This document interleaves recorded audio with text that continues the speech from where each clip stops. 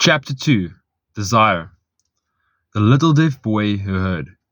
The little deaf boy went through the grades, high school and college without being able to hear his teachers, excepting when they shouted loudly at close range.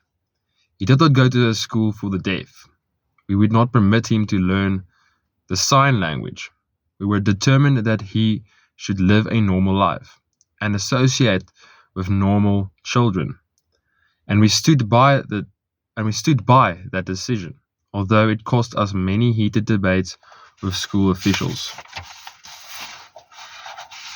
While he was in high school, he tried an electrical hearing aid, but it was of no value to him. During his last week in college, something happened which marked the most important turning point of his life. Through what seemed to be mere chance, he came into possession of another electrical hearing device, which was sent to him on trial. He was slow about testing it due to his disappointment with a similar device. Finally, he picked up the instrument and more or less carelessly placed it on his head, hooked up the battery, and lo, as if by a stroke of magic, his lifelong desire for a normal hearing became reality. For the first time in his life, he heard practically as well as any other person with normal hearing. Overjoyed because of this changed world with which he had been brought to him through his hearing device, he rushed to the telephone, called his mother, and heard her voice perfectly.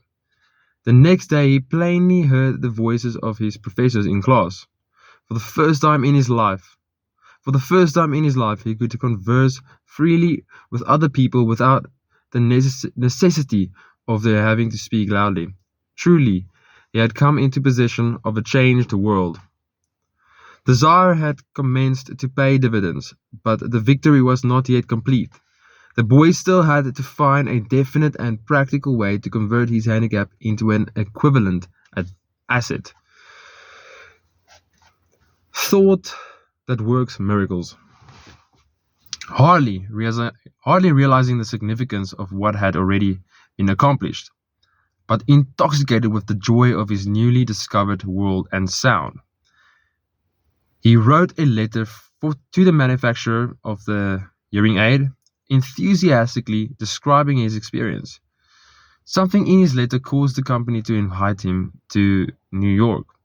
When he arrived, he was escorted through the factory, and while talking with the chief engineer, telling him about his changed world, a hunch, an idea, or an inspiration, call it what you wish, flashed into his mind. It was this impulse of thought which converted his affliction into an asset, destined to pay dividends in both money and happiness to thousands for all time to come. The sum and substance of that impulse of thought was this. It occurred to him that he might be of help to the millions of deafened people who go through life without the benefit of hearing devices. If he could find a way to tell them the story of his changed world. For an entire month, he carried on an intensive research during which he analyzed the entire marketing system of the manufacturer of the hearing device and created ways and means of communicating with the hard of hearing all over the world for the purpose of sharing with them his newly discovered changed world. When this was done, he put in writing a 2-year plan based upon his findings. When he presented the plan to the company, he was instantly given a position for the purpose of carrying out his ambition.